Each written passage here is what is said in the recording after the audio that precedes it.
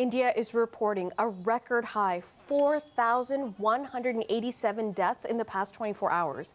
More than 400,000 cases were also reported. And this comes as two southern states have declared lockdown. The country's Prime Minister, Narendra Modi, is under increasing pressure to implement a nationwide lockdown. But international aid is continuing to arrive to the country, with Thailand sending oxygen to New Delhi just this morning. And this Canadian CC-150 Polaris touched down earlier also in New Delhi. On board is a shipment of some much-needed medical supplies from Canada, 50 ventilators, and 25,000 vials of remdesivir.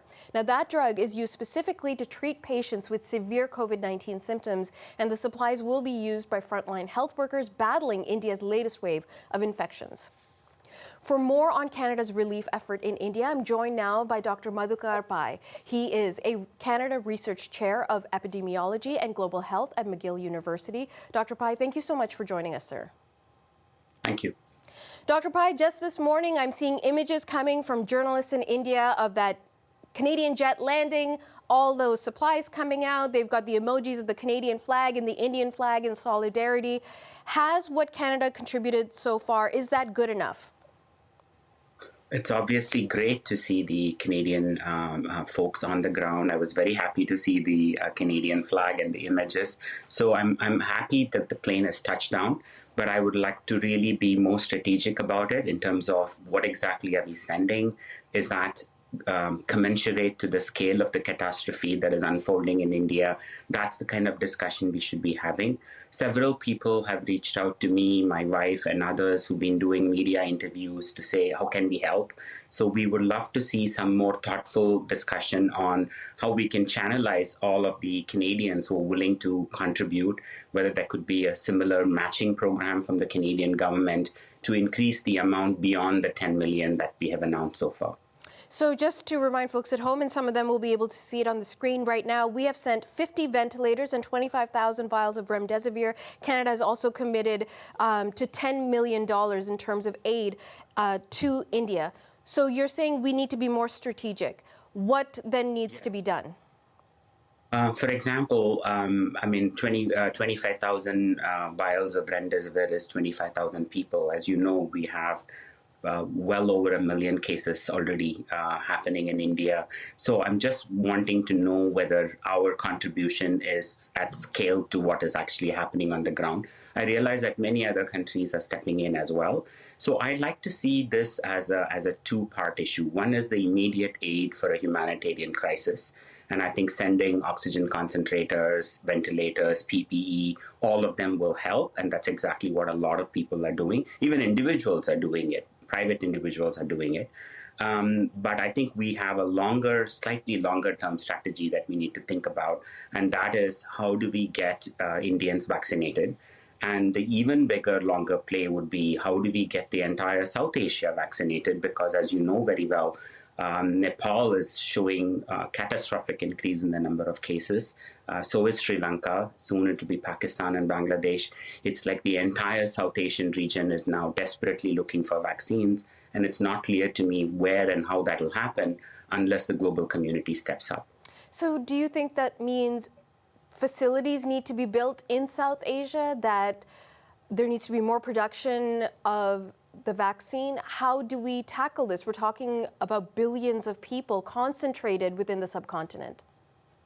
Yes, it's a great question. And as you know, there have been some seismic shifts in how the world is seeing it right now. I think everybody is woken to the reality that just vaccinating ourselves in high-income countries and closing our borders will not end this pandemic. And therefore, the US government announcement that they're going to be supportive of the TRIPS IP waiver is incredible in terms of its power. Even the Gates Foundation put out a statement that they are now willing to back that. I'd love to see Canada and Canadians support something similar. The logic is not just the IP waiver. IP waiver is merely the start. In addition to that, we need to do tech transfer. We need to not only share the recipes with all countries that can manufacture vaccines, but actually help them to do so that the production of vaccines in these countries will dramatically grow. Right now, there are only a few countries that are able to really pull off the vaccines. And India obviously is prioritizing Indians now, and the vaccination program is really faltering in India. There's billions of people waiting to be vaccinated. And if we take vaccines from India during this crisis, that will set off a terrible precedent in terms of our solidarity with the nation in crisis. So I'd like us to be more thoughtful about how we are supporting low-income countries in reaching their vaccination goals so that these new variants will not spread like wildfire and come back to haunt us a few months down the line. We already saw that variants have totally transformed this pandemic. If we cannot get ahead of the variants, we are sunk. So we need to be very thoughtful. Vaccinating everybody everywhere must be our clear stated goal, and everything else follows from that. Dr. Pai, I don't want to run out of time, but I do want to ask you that people will watch this, and it's understandable. We've been struggling through a pandemic for more than a year now globally, and people here in Canada will say, we are still struggling. We still have people dying. We still don't have enough vaccines. We cannot be focused on other countries right now. What's your response to that argument? I can see that that's a pragmatic argument given our current crisis, but we've already now vaccinated 40% of Canadian adults with at least one dose, and in a couple of months, we will probably be ready to come out of this late summer. And there will come a time when we will have excess stock, just like the United States is ready to now give its excess stock of AstraZeneca to low-income countries. We will reach a stage when we will be able to help and do more.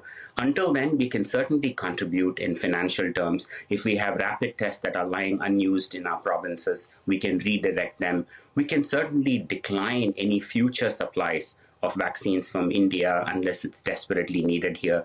That is what I'm hoping we can do as a nation. Because in the end, if I were to put it simply, we can think about just ourselves, but we are not an island. No country is an island in this world. And our liberation, in my opinion, is tied up to the liberation of all people on the planet. The pandemic has to end for all. We can never be safe until everybody is safe. That should be our motivating factor. As much as we are in distress, we are still one of the highest income countries in the world. We have deeper pockets than most countries in the world, and we can come to the aid of fellow humans everywhere in the world. Dr. Pai, I know you and a group of colleagues are writing an article together for Maclean's magazine, which is going to essentially say what so much you and I have discussed today. But before I let you go, I know that you have family in India. I spoke to your wife last week, not realizing at the time that she was your wife and that I would be speaking with you this week. And I know that you guys have been dealing with a number of family members getting sick. How is everyone back home? Fortunately, they've survived. I was treating a childhood friend who was desperately ill. He survived as well. I now have a graduate student here at McGill who ran back to India to save her mom. Her mom seems to be coming out as well. And we are very happy that at least our close family and friends are trying to come out of this alive. But we are desperately scared for all the folks in rural India. My wife comes from a state with a large rural population, Uttar Pradesh, that she mentioned. And there is no such thing as oxygen. There is no such thing as ventilator. There is no such thing even as a hospital. And it's already having a devastating impact on people in villages in India. So that is going to be the next story unfolding out of India. Right now, all the attention is on cities such as Delhi and Mumbai. But the real damage is probably happening in villages completely unnoticed, and none of the deaths are even getting counted. Scary when you think about it. But Dr. Pai, thank you for shining the light. We really appreciate your time. Thank you so much for having me. Dr. Madhukar Pai with McGill University joining us from Montreal.